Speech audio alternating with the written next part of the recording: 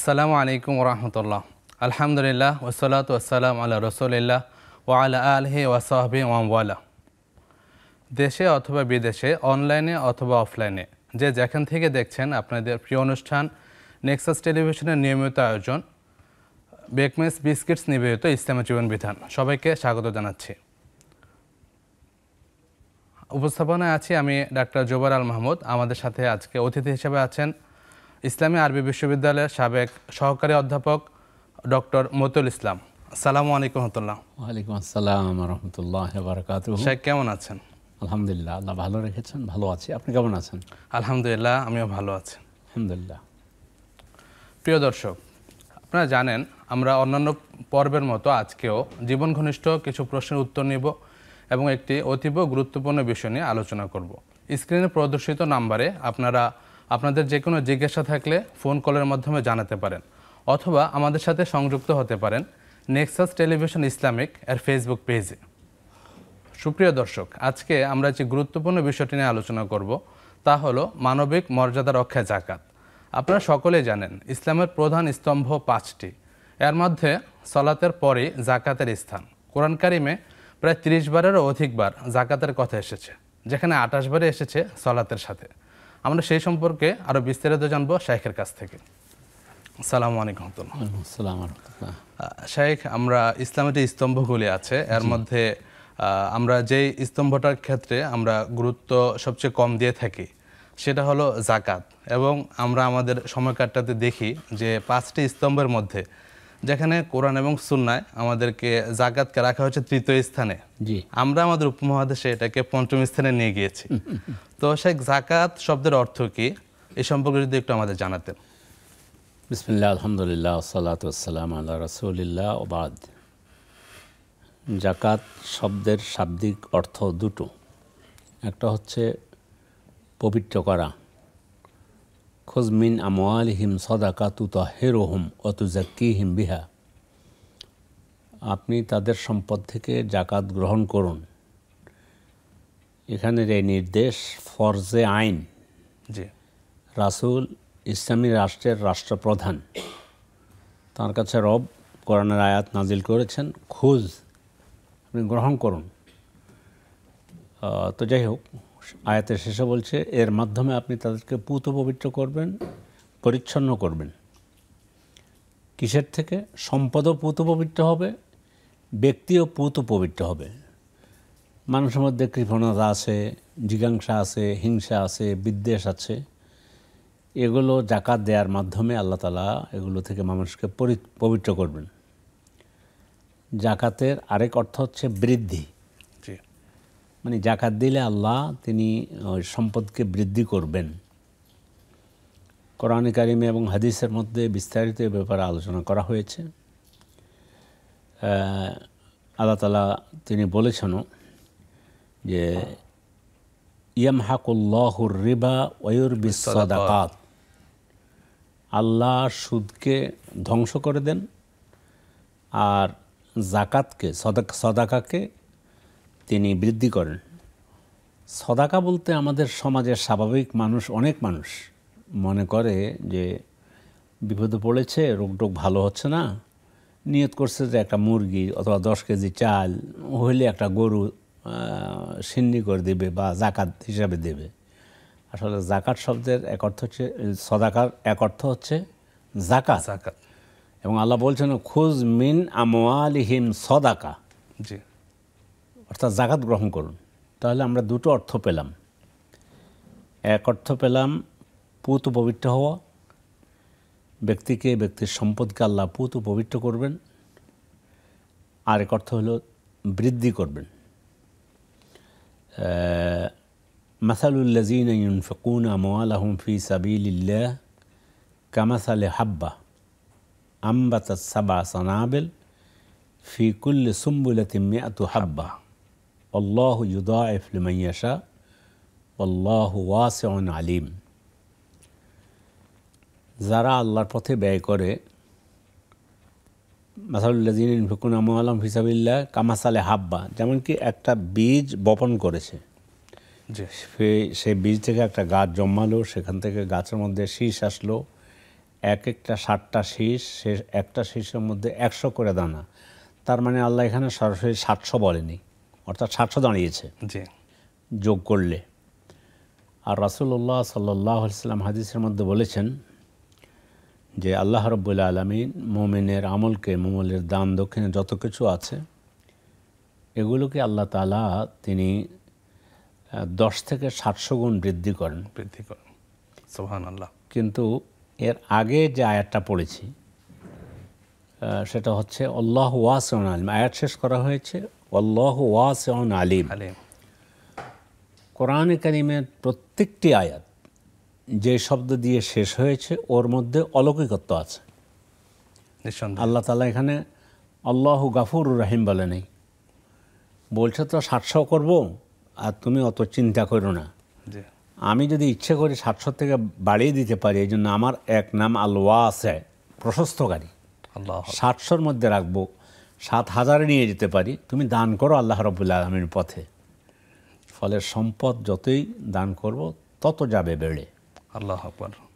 কিন্তু আমরা হিসাব করি দুনিয়াবী জাগতিক হিসাব, যে আমার 1 লক্ষ টাকায় জাকাত আসলো 2500 টাকা, তো 2500 টাকা মাইনাস হলে আর থাকলো 97,500।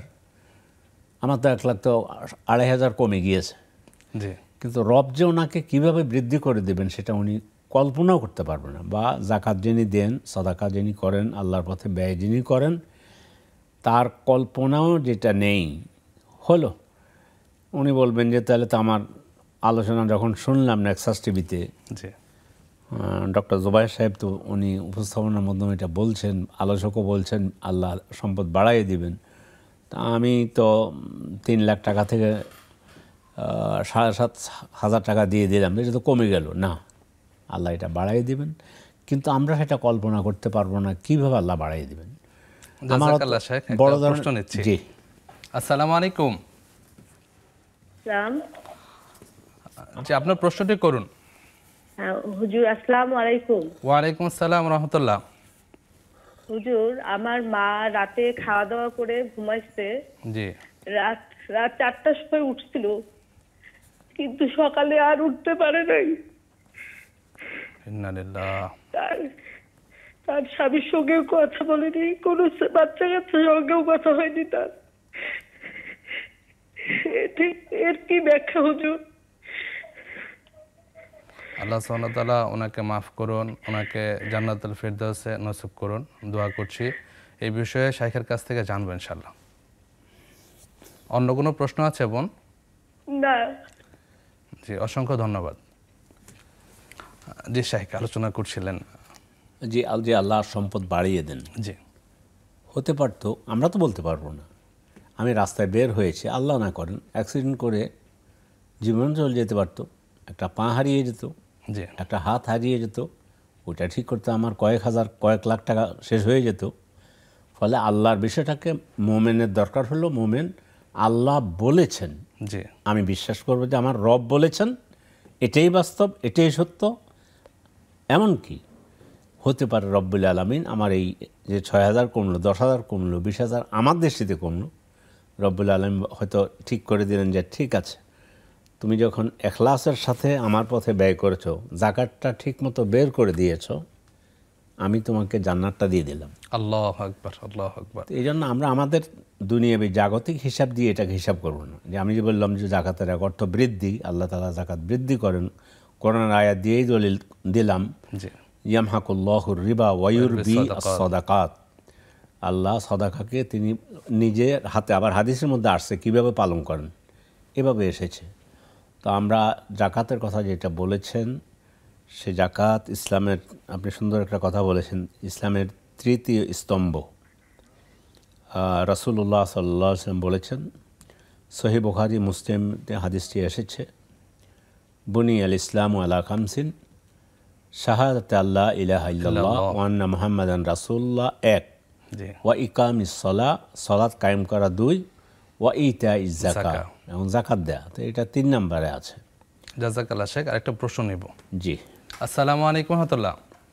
ওয়ালাইকুম আসসালাম ওয়া রাহমাতুল্লাহ। জীবন শুনতে পাচ্ছি, আপনার প্রশ্নটি করুন। হ্যাঁ হুজুর, যখন উজুর আমরা যে হাত ধুই, হাত কি দুইটা একসাথে ধোবো না আলাদা আলাদা ধোবো 3 বার করে বিসমিল্লাহ বলে?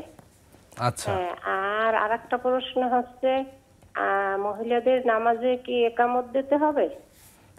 আচ্ছা বোন, হ্যাঁ, ঠিক আছে। অন্য কোনো প্রশ্ন আছে? না, আর নাই, এই দুইটা প্রশ্ন। জি, অসংখ্য ধন্যবাদ। আমরা উত্তর শুনবো ইনশাআল্লাহ।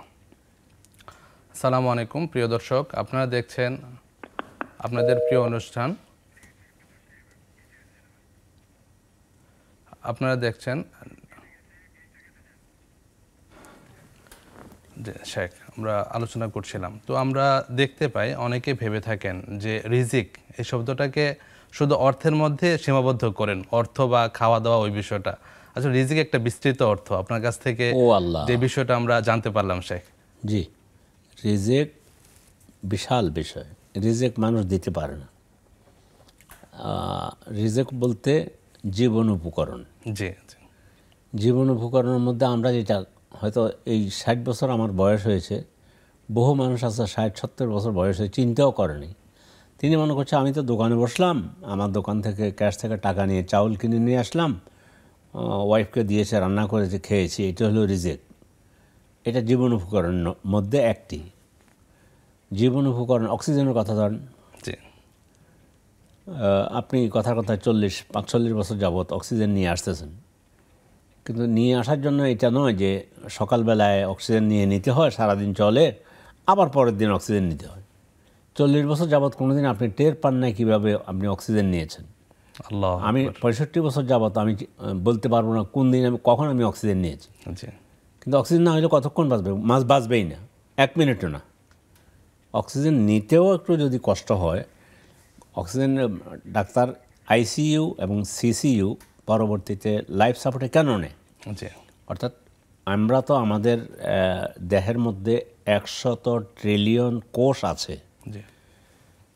100 ট্রিলিয়ন হলো একের পিঠে, যদি আমেরিকান হিসাব অনুযায়ী একের পিঠে 14টা শূন্য দিলে 100 ট্রিলিয়ন। আমার যেটুকু আমি ঘাটাঘাটি করেছি, তো প্রত্যেকটি কোষ একটা সেল, মানে প্রত্যেকটি সেল বা কোষ একটা কারখানার মতো কাজ করে। আল্লাহু আকবার। আমরা আরও জানবো শেখ, প্রশ্ন নিচ্ছি। আসসালামু আলাইকুম রহমতুল্লাহ।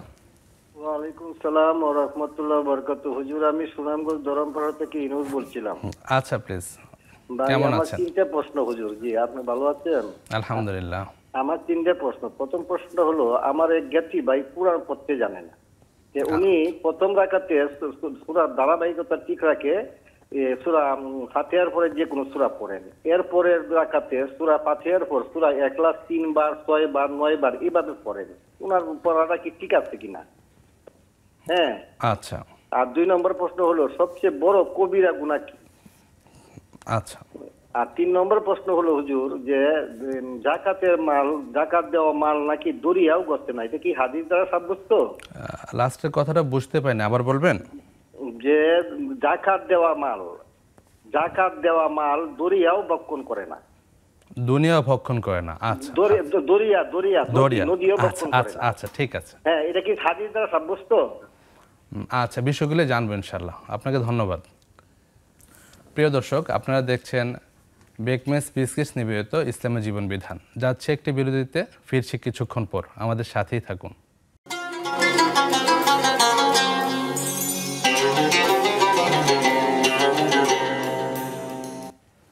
আসসালামু আলাইকুম প্রিয় দর্শক, বিরতির পর আবারও স্বাগত জানাচ্ছি আপনাদের প্রিয় অনুষ্ঠান বেকমেস বিস্কিটস নিবেদিত ইসলামী জীবন বিধানে।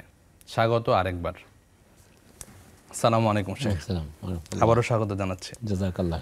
শেখ, আমাদের প্রথম অংশে বেশ কিছু প্রশ্ন ছিল। জি, আমাদের এক বোন একটা প্রশ্ন করেছেন, হৃদয় বিদারক, যে রাতে খাবার খেয়ে ওনার মা ঘুমিয়েছিলেন, পরে ভোরে 4টায় উঠেছেন, কিন্তু এরপর উনি আর জেগে ওঠেননি, ইন্তেকাল করেছেন। আল্লাহ সুবহানাহু ওয়া তাআলা ওনাকে জান্নাতবাসী করুন, আমরা প্রাণ কায়মনোবাক্যে দোয়া করছি। তো শেখ, এই বিষয়টা কেমন ইসলামের দৃষ্টিতে? আমি আমার বোন বলতে পারি, বোনই বলবো। জি, উনি ধন্য, ওনার মা ধন্য। মায়ের মতো, মায়ের জন্য কান্নার মতো মেয়ে রেখে গিয়েছেন। কান্না বলতে তিনি মানে ধর্মীয় চিন্তায় প্রশ্নটা করেছেন। তো আমরা বলবো যে আলহামদুলিল্লাহ, উনি রাত 8টার দিকে মারা গিয়েছেন, হয়তো ঘুমাতে গিয়েছেন, কখন মারা গিয়েছেন তো বলতে পারবে না, এটাই হতে পারে। বহু এই ঘটনা এটা নয় যে ওনার ব্যাপারে হয়েছে। সৌভাগ্য হলো ওনার মতো নেক সন্তান মা রেখে গিয়েছেন, আলহামদুলিল্লাহ। যে সন্তান মায়ের জন্য দোয়া করবে। ওনার কথা বোঝা গেছে মায়ের জন্য দোয়াকারিণী বোন, দোয়া করার মতো ওনার আরও অন্যান্য সন্তান। ওনার কান্নায় যেটা বুঝলাম মায়ের জন্য যে আবেগ, তা আমরা সর্বপ্রথম আমাদের মায়ের জন্য দোয়া করি, তিনি তাকে কবরে শান্তিতে রাখুন, কিয়ামতের দিন আমলনামা ডান হাতে দান করুন, আমিন। আর ওনাকে আল্লাহ জান্নাত দিয়ে ধন্য করুন। বোনের জন্য এখন উপদেশ, সামনে মাহে রমাদান আসতেছে, রমাদানের পরে এখন আজকে যে আমলে করবেন এরপরে মায়ের জন্য দোয়া করবেন, আল্লাহ আমার মাকে আপনি জান্নাত নসিব করুন, ক্ষমা করে দিন ইত্যাদি ভালো দোয়াগুলো করবেন, বাংলায় করবেন, আরবি দরকার নেই।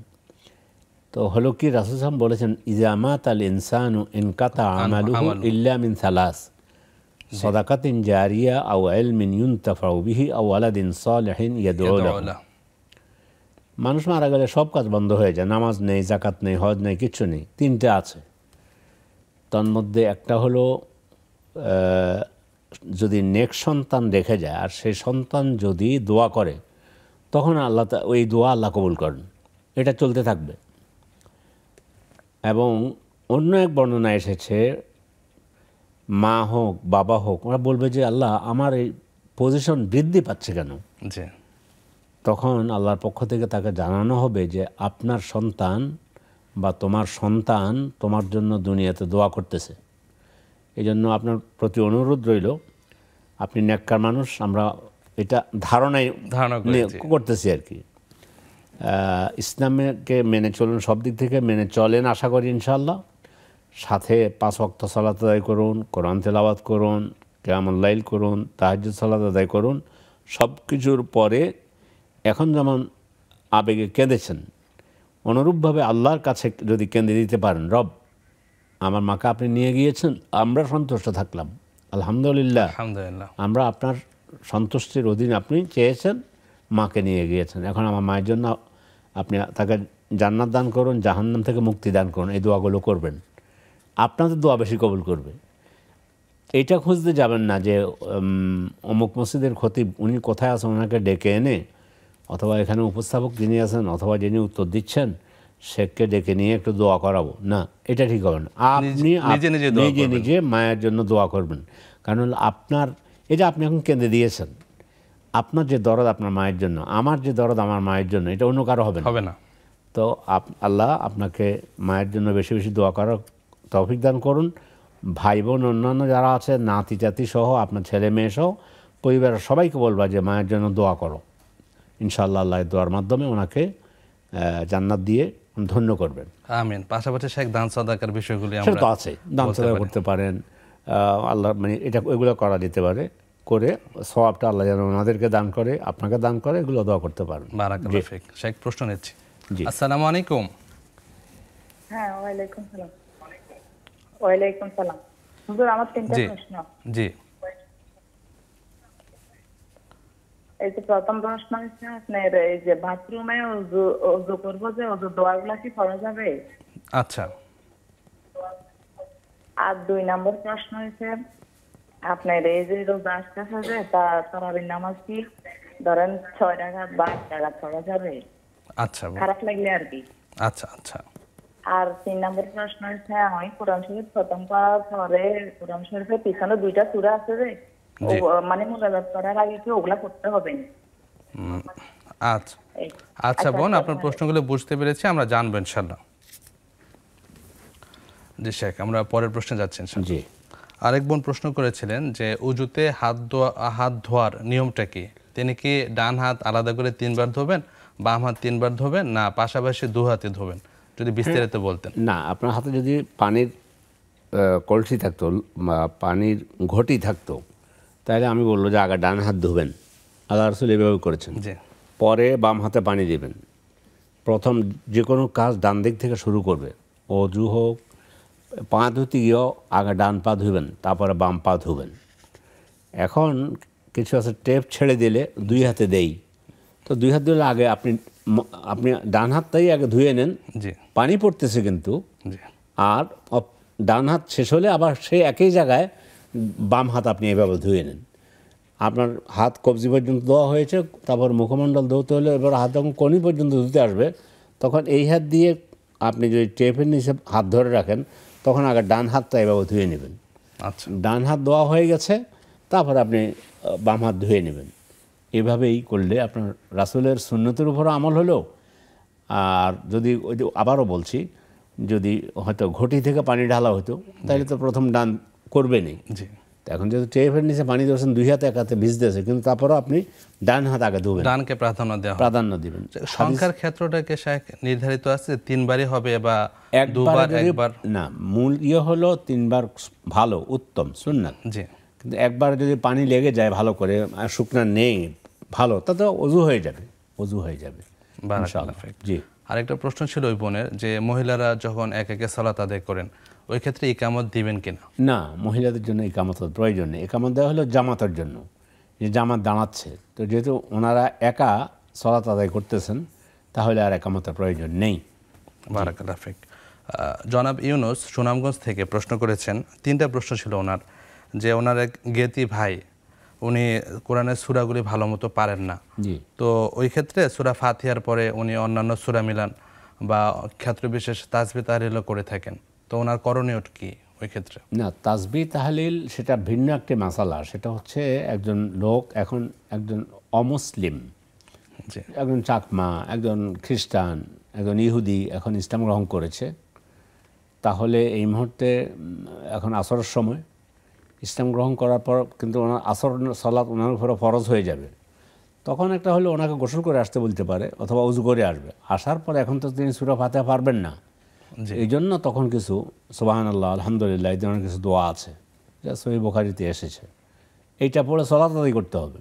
জি কিন্তু আমি মুসলমান, আমার বয়স 30 হয়ে গেল, 35, 40, 50, 60, 70, আমি এখন সূরা ফাতিহা ঠিক করে পড়তে পারি না, সূরাও পারি না, তো এটা তো আমরা মুসলমান থেকে আশা করা যায় না। সূরা ফাতিহা শিক্ষা করা ফরজে আইন। অনুরূপভাবে ন্যূনতম সালাত আদায়ের জন্য কমপক্ষে 4টা সূরা মুখস্থ করা ফরজে আইন প্রত্যেক মুমিনের উপরে।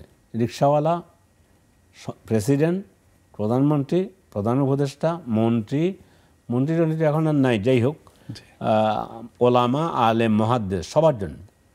আশা করি- ওলামায়ে কেরাম তো আলহামদুলিল্লাহ পারেন। তো এখন আপনাকে যেটা বলবো ভাইয়া, যার কথা বলছেন, আমি মাঝে এটুকু বুঝছি যে হয়তো সূরা ইখলাস পারে। তো এখন আপাতত আপনাকে সমাধান হলো, সূরা ফাতিহার ইখলাস যদি প্রত্যেক রাকাতে পড়ে জি হয়ে যাবে, কিন্তু আপনি শুধু ইখলাসের মধ্যে সীমাবদ্ধ থাকবেন না, আস্তে আস্তে বাড়ানোর চেষ্টা বাড়ান। করবেন। আপনি বাড়াবেন না কেন?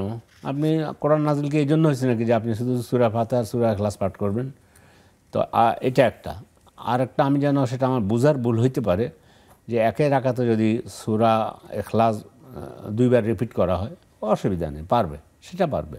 আচ্ছা এটা হলো আমভাবে একজন সাহাবী, তিনি সূরা ইখলাস দিয়ে বেশি সালাত আদায় করতেন। তো রাসূল জিজ্ঞাসাও করছেন, বললেন যে ইয়া রাসূলুল্লাহ, এখানে তাওহীদের কথা আছে বিদায় এ সূরা আমার কাছে বেশি ভালো লাগে, এই জন্য আমি রিপিট করে করে পড়ি। তখন রাসূল তাকে অনুমোদন দিয়েছেন।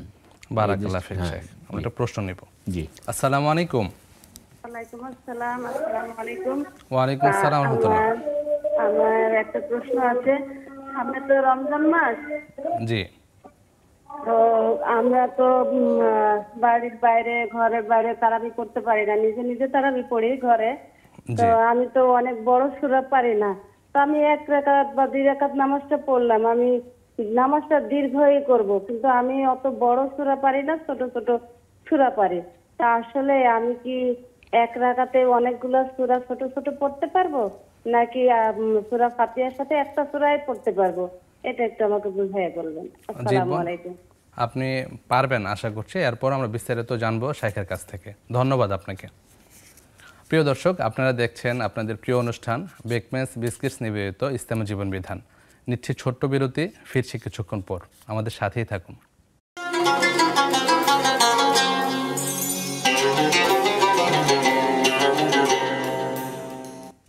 আসসালামু আলাইকুম প্রিয় দর্শক, বিরতির পর আবারও স্বাগত জানাচ্ছি আপনাদের প্রিয় অনুষ্ঠান ইসলামের জীবন বিধানে। নিবেদন করছে বেকমেস বিস্কিটস। আসসালামু আলাইকুম রহমতুল্লাহ শেখ। রহমতুল্লাহ। আবারও স্বাগত জানাচ্ছি শেখ। আমাদের সুনামগঞ্জের ভাই ইউনুস, ওনার দ্বিতীয় যে প্রশ্ন ছিল, বড় কবিরা গুনাহ কোনটি? কবিরা গুনাহ মানেই তো বড়, প্রধান কবিরা গুনাহ কোনটি জানতে চেয়েছেন। ঠিক আছে, উনি যেটা বলছেন চমৎকার প্রশ্ন।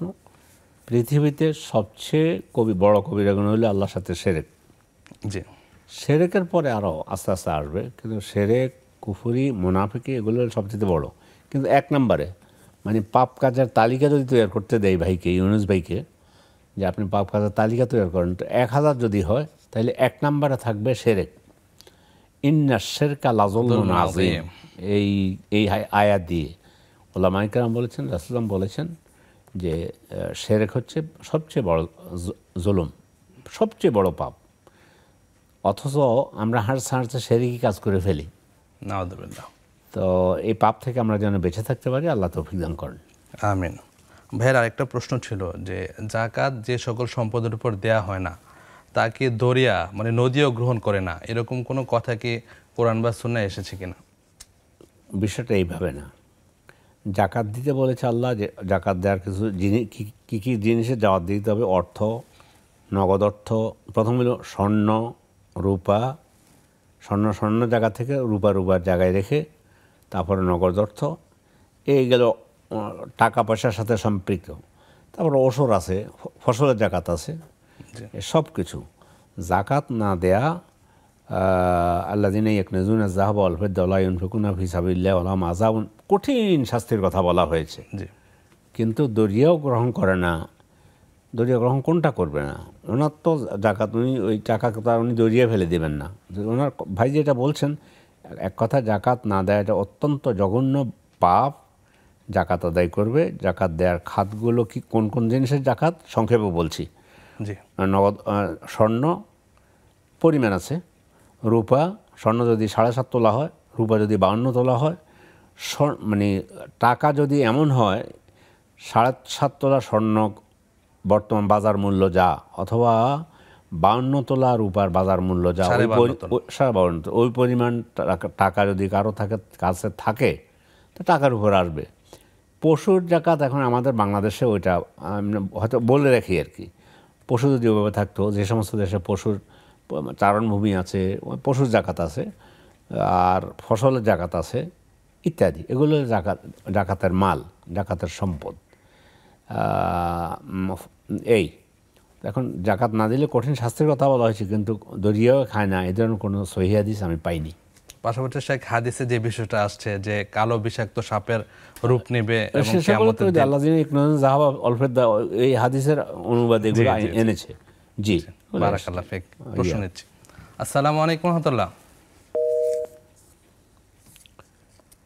দুঃখিত, সংযোগটা বিচ্ছিন্ন হয়ে গিয়েছে। জি শেখ, আমরা পরের প্রশ্ন যাচ্ছি। আরেক বোন প্রশ্ন করেছিলেন যে বাথরুমে উজু করার ক্ষেত্রে, ওই ক্ষেত্রে উনি বিসমিল্লাহ বা দোয়া বা জিকির আজকারগুলি কখন করবেন, বা ভিতরে করা যাবে কিনা? যাবে। আপনি ওয়াশরুমে, তো আপনি ওয়াশরুম এক কথা, কমেট এক কথা, জি, আর একটা হলো ওজুর জন্য ভ্যাসিন আর এক কথা। যেখানে আপনি ওয়াশরুমে যাওয়ার সময় এক কথায়, তাহলে তো যাওয়ার আগে দোয়া করবেন, আল্লাহুম্মা ইন্নী আউযু বিকা মিনাল খুবুসি ওয়াল খাবায়েথ। এটা ওভারঅল ওয়াশরুমে ঢোকার সময়, জি, টয়লেটে ঢোকার সময়। আর অজু করার সময় উনি যেন বলছেন অজুর দোয়াটা, অজুর দোয়া বলতে অজু বিসমিল্লাহ বলে শুরু করতে হয়। আমাদের দেশে একটা দোয়া পড়ে অনেকেই, বিসমিল্লাহ দীনুল ইসলাম আলহামদুলিল্লাহ হাক্কুন আল কুফরু বাতিলুল ইসলাম নূরুন আল কুফরু যুলমাত। এটা কোনো সহিহ হাদিসে আসে না, এই দোয়াটা এভাবে আসেনি। বিসমিল্লাহ বলে দোয়া করবে, অজু শুরু করবে। যাই হোক, তো আপনি ওই যেখানে ভ্যাসিন যেখানে অজু করতেছেন সেখানে আপনি দাঁড়িয়ে বিসমিল্লাহ বলতে পারবেন, অসুবিধা হবে না ইনশাআল্লাহ। জাযাকাল্লাহু খাইরান। এরপরের প্রশ্ন ছিল যে সিয়াম অবস্থায় যে কিয়ামুল লাইল বা তারাবি পড়বেন, ওই ক্ষেত্রে আলসেমি অথবা মানে শরীর ক্লান্ত হয়ে যাওয়া, ওই ক্ষেত্রে 6 বা 8 রাকাত তারাবি পড়তে পারবেন কিনা? আলহামদুলিল্লাহ রাব্বিল আলামিন। সেটা হচ্ছে বেশি বেশি নফল ইবাদত করার চেষ্টা করুন। আল্লাহ তাআলা পছন্দ করেন সবচেয়ে বেশি ফরজ ইবাদতকে। জি, এরপরে আল্লাহ পছন্দ করেন ওমা ইয়াজালু আব্দি ইয়াতাকারাব ইলাইয়া বিন নওয়াফিল, আর নফল ইবাদতের মাধ্যমে বান্দা আমার নৈকট্য লাভ করতেই থাকে হাত্তা উহিব্বাহু, আমি তখন তাকে ভালোবাসতে শুরু করি। ফাইজা আহবাবতাহু কুনতু সামাহু আল্লাযী ইয়াসমাউ বিহি, যখন আমি তাকে ভালোবাসি তখন তার কানটা আমার অর্থাৎ অনুগত হয়ে যায়, আনুগত্যের সাথে চলে, চোখ আমার আনুগত্য করে, এইভাবে হয়ে যায়। তো প্রথম আমরা উৎসাহ দেব, চেষ্টা করবেন, আলসেমি এক কথা, আরেকটা হলো পারছি না, অসুস্থ, জি সব যদি এই টাইপের হয়ে যায়, হচ্ছে না, বাচ্চারা আছে, ছোট বাচ্চা আছে, সব মিলে আগ্রহ আছে কিন্তু আসলে পেরে উঠতেছেন না, তাহলে আপনি 2 রাকাত পড়েন আলহামদুলিল্লাহ, 4 রাকাত পড়েন, 6 রাকাত পড়েন, 8 রাকাত পড়েন, পড়তে পারেন। কারণ রাসূলুল্লাহ সাল্লাল্লাহু আলাইহি ওয়াসাল্লাম তিনি বলেছেন সলাতুল লাইলি মাসনা মাসনা, রাতের সলাত 2 রাকাত করে। ফাইজা খাশিয়া আহাদুকুমাস সুবহা ফায়ুতিরুহা বিরাকা, কেউ যদি ভয় করে যে এখন প্রভাত হয়ে যাচ্ছে, ফজর উদিত হচ্ছে, তো 1 রাকাত দিয়ে সলাতকে বেজোড় করে দাও। এই হাদিস দিয়ে ওলামায়ে কেরাম দলিল দিয়েছেন যে 2 রাকাত করে আপনি যদি 4 পারেন আলহামদুলিল্লাহ, 6 তাও ভালো, 16 পড়েন, 24 পড়েন, 2 করে। এই অপশনটা থাকার কারণে আমাদের সামনে পথ খোলা আছে। এখন আপনি 2% আজকে অসুবিধা নেই, ইনশাল্লাহ তাতে অসুবিধা হবে না। তবে বেশি বেশি নফল ইবাদত করার চেষ্টা করুন। হাদিসের মধ্যে এসেছে আল্লাহ রাসূল বলেছেন আফশুস সালাম ওয়াতিমুত তুআম ওয়াসিলুল আরহাম ওয়াসাল্লু বিল-লাইলি ওয়ান-নাসু নিয়াম তাদখুলুল জান্নাতা বিসালাম। বেশি বেশি সালাম দাও, মানুষকে খাবার দাও, আত্মীয়তা সম্পর্ক বজায় রাখো, এবং রাতে উঠে সালাত আদায় করো। মানুষ যখন ঘুমায় তুমি তখন যদি এই অভ্যাস করতে পারো তাহলে অনায়াসে মানে জান্নাতে ঢুকে যেতে পারবে। এই জন্য আপনাকে উৎসাহ দিলাম, কিন্তু মাসালা হলো আপনি যদি 4 রাকাতে পড়তে পারেন আর বেশি না পারেন গুনাহ হবে না। বারাকাল্লাহ ফিক। শেখ প্রশ্ন নিচ্ছি। জি, আসসালামু আলাইকুম, আপনার প্রশ্নটি করুন। হ্যালো, আসসালামু আলাইকুম। ওয়ালাইকুম আসসালাম ওয়া রাহমাতুল্লাহ। জি, আমি নিয়মিত দর্শক হুজুর, আমি প্রশ্ন করতে পারি না, খুবই ব্যস্ত দেখায়। আমরা এই রমজান নিয়মিত বাবা মার জন্য কোরআন খতম দেবো না কোরআন করে দোয়া করবো, কোনটা করলে ভালো হবে? আচ্ছা বোন, বিষয়টি জানবো। অন্য কোনো প্রশ্ন আছে? আছে হুজুর। আর আমরা কিভাবে বুঝবো আল্লাহ আমাদের গুনাহ ক্ষমা করেছে, এটা একটু জানাবো। আবার বলুন একটু প্রশ্নটি, শেষ প্রশ্নটি। আমাকে আল্লাহ কি ক্ষমা করছে কিভাবে বুঝবো? আচ্ছা আচ্ছা বোন, বিষয়গুলো জানবো ইনশাল্লাহ। ধন্যবাদ। প্রিয় দর্শক, আপনারা দেখছেন আপনাদের প্রিয় অনুষ্ঠান বেকমেস বিস্কিটস নিবেদিত ইসলামী জীবন বিধান। নিচ্ছি সর্বশেষ বিরতি, ফিরছি একটু পর, আমাদের সাথেই থাকুন।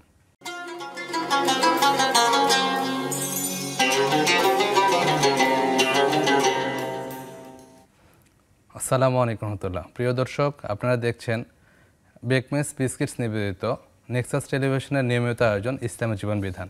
বিরতির পর আবারও স্বাগত জানাচ্ছি। আসসালামু আলাইকুম শেখ, স্বাগত আরেকবার। বারাকাল্লাহ ফিক। শেখ, বোনের সর্বশেষ যে প্রশ্নটি ছিল, আমরা 2টা প্রশ্ন নিয়েছিলাম, যে কোরআন কারিম পুরো কমপ্লিট করার পর, আমরা যেটা সচরাচর বলে থাকি খতমের পর আবার শেষ 2টা বা 3টা সূরা পড়া, এরকম কোনো বিধান আছে কিনা, বা কোরআন খতম দেওয়ার পর কোনো সুন্নাহসম্মত আমল আছে কিনা যদি জানাতেন। না, কোরআন খতম করার পরে আবার কয়েকটা সূরা পড়তে হবে, অথবা আবার সূরা বাকারা একটু পড়তে হবে। 5টা আয়াত অনেকে পড়ে থাকে। না, এটা কোনো কোরআন সুন্নাহ দ্বারা প্রমাণিত নয়। 2 নম্বর হলো, আরেকটা প্রশ্ন ছিল কি ওনার? জি, ওনার এই প্রশ্নটাই ছিল। এটার কোনো প্রয়োজন নেই। আর অন্য কোনো দোয়া পড়তে হয় কিনা, জি জি, এটা ছিল। অন্য কোনো দোয়া নেই, আপনি কোরআন খতম দিয়েছেন, বলতে পারেন আল্লাহ কোরআন তো খতম দিলাম, যা ভুল হয়েছে মাফ করে দেন, যেটুকু সহি পড়েছি এটা সব আমাকে দান করেন, আমার আব্বাকে দান করেন, মাকে দান করেন, মানে মুসলিম উম্মাকে দান করেন, এগুলো বলতে পারেন। কিন্তু সুনির্দিষ্ট কোরআন শেষ করার পরে কোনো সুনির্দিষ্ট দোয়া নেই। খতম কোরআন নামে কিছু দোয়া কোরআন শরীফের সাথে দেয়া আছে, যে আল্লাহ আমাকে প্রত্যেক শব্দের বিনিময়ে এত দেন, এগুলা আল্লাহ রাসূল এটা করেন নেই, এটার কোনো সম্পর্ক নেই। এমনি যদি হয় যে আমি কোরআনটা খতম করছি, এখন দোয়া করি আল্লাহর কাছে, করতে পারেন, অসুবিধা নেই। নিজ থেকে যে কোনো দোয়া করতে পারেন, যে কোনো দোয়া করতে পারেন। বারাকাল্লাহ ফিক। আরেক বোনের প্রশ্ন ছিল যে রমাদানে তারাবির সালাতে অনেক দোয়া অনেক সূরা মুখস্থ নেই, এক্ষেত্রে উনি কি এক সূরা কয়েকবার পড়তে পারবেন কিনা, বা একই রাকাতে 5-6টা সূরা পড়তে পারবেন?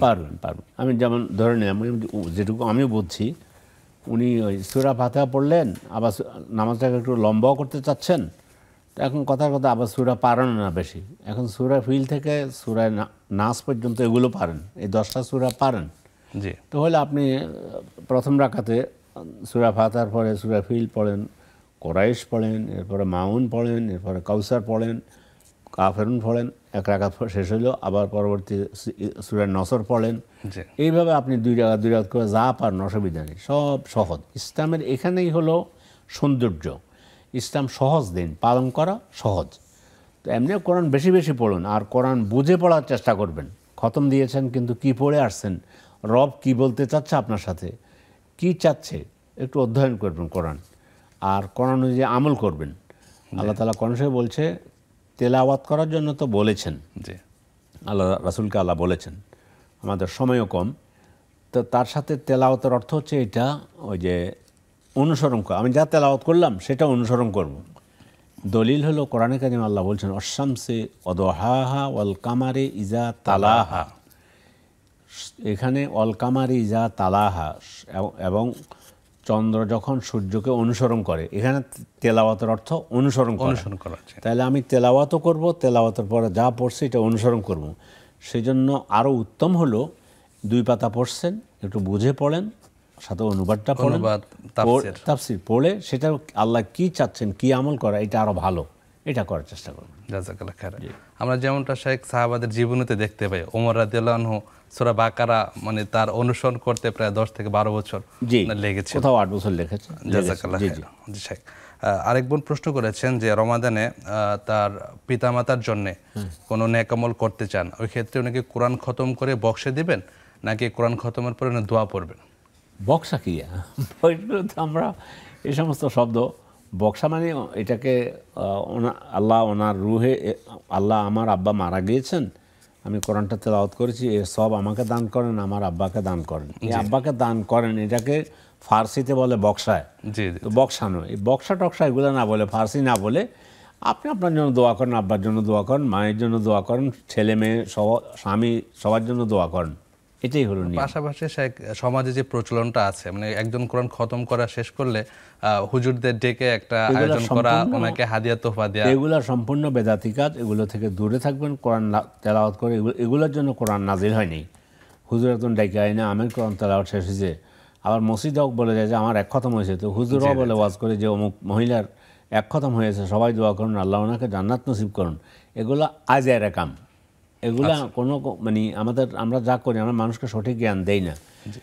উনি বলে দেবেন যে ওনাকে বলবেন যে ওনার নিজের বাবার জন্য দোয়া করতে, আমার কাছে কি ওই সুবিধা হলো এটা, ওই দোয়া বক্সানোর জন্য সাথে একটা নোটও থাকে। আজকাল হয়তো বড় নোট 500 টাকার নোট থাকে, অথবা 200 টাকার নোট একটা থাকে। তো আমরা আসলে এটা আমাদের দুর্বলতা। সব ইমাম করেন আলহামদুলিল্লাহ, যারা করেন আমি মনে করি ওনাদের হুঁশিয়ার হওয়া দরকার। ওকে বলবেন যে এগুলোর সাথে কোরআনের কোনো সম্পর্ক নেই, কোরআন যে পড়ছে হেরে বললেন যে দোয়া করার জন্য, নিজের জন্য, পরিবার পরিজনের জন্য। জি, বারাকাল্লাহ ফিক। আশা করি বোন বিষয়টি স্পষ্ট বুঝতে পেরেছেন। তো সর্বশেষ যে প্রশ্নটা ছিল শেখ, যে দোয়া কবুল হচ্ছে কিনা এটা কিভাবে বোঝা যাবে? দোয়া কবুল হচ্ছে কিনা সেটার জন্য একটা তো হলো আপনি যে দোয়া করেছেন, চেয়েছেন, হয়তো সেটা পেয়ে গেলেন, আলহামদুলিল্লাহ, আল্লাহ আমাকে হজে যাওয়ার তৌফিক দান করেন, আপনি গিয়েছেন, তাহলে বোঝা গেল আপনার দোয়া আল্লাহ কবুল করেছেন। আবার এটাও হইতে পারে যে আপনি দোয়া করেছেন যে যেটুকু, আল্লাহ আমাকে রিজিকে বরকত দান করেন, কথার কথায় ঠিক আছে, আল্লাহ বরকত দিতে পারেন, কোন দিক থেকে দেবেন আপনি কল্পনা করতে পারবেন না। জি, তো এটা হইতে পারে। দোয়া কবুল করার সাথে সাথে নৈরাশ হওয়া যাবে না, দোয়া এটা থাকবে, এটার ফলাফল আছেই। রব্বুল আলামিন হয়তো কোনো বিপদ থেকে মুক্ত করে দিবেন, অথবা আপনার জন্য জান্নাতের রাস্তা প্রশস্ত করে দিবেন। কিন্তু আপনি হয়তো সাময়িক দেখলেন যে হারে একটু দুঃখ কষ্টে আছি, এই সারাটা রোজা কাটালাম ডাল ভাত খেয়ে, কই এত দোয়া করলাম, আল্লাহ তো কিছু দিল না।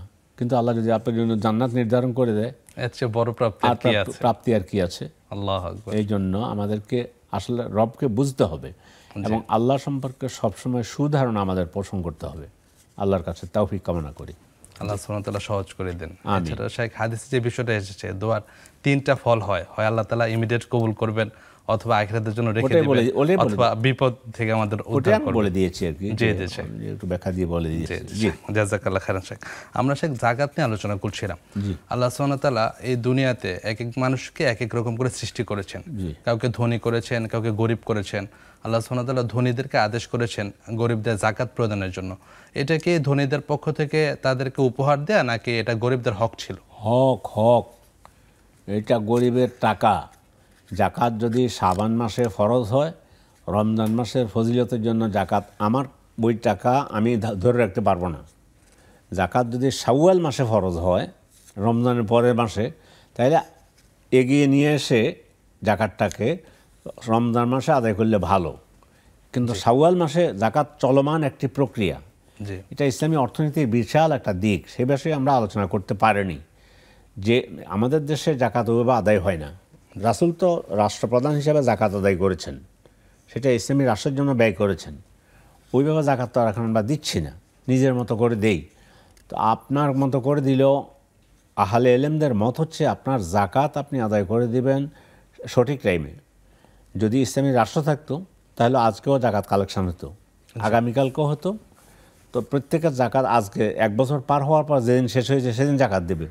গরিবের টাকা আমার পকেটে ধরে রেখে আমি সওয়াবের নিয়তে রমজান পর্যন্ত অপেক্ষা করার সুযোগও নেই। হ্যাঁ, শাওয়াল মাসে ফরজ হবে, তাইলে গরিবের টাকা কয়দিন পরে পাবে। সেটা যদি আগে এগিয়ে নিয়ে এসে আমি দেই, তাহলে এটা সওয়াবের মধ্যে, রমজানের মধ্যে ঢুকানো যায়। তো আমাদের এখন মানে সমাজের ফ্যাশনটা যেটা হয়ে গিয়েছে, রমজানেই বিশেষ করে জাকাত আদায় করা হয়। এটা হয়ে গেছে বুঝি, অধিকাংশ মানুষ এটাই করেন। তো যাই হোক, আলহামদুলিল্লাহ, জাকাত আদায় করে দেবেন। এটি আমাদের যারা জাকাত দাতা, আর এটা তো থাকবেই, এটা যা পৃথিবীতে চলবে না। এখন সবাই যদি জাকাত দাতা হয়ে যায়, তো আমার সুইফারই কাজ করবে কে? এখন এটাও তো না যে আবার তো সুইফারের জন্য আমার রাজা করলো আর একজন সুইফার করলো। রবের এই সৃষ্টিকুল চলার জন্য রব যে ব্যবস্থা করে দিয়েছেন, এটা আমরা আমাদের বিবেক দিয়ে ধরতে পারবো না।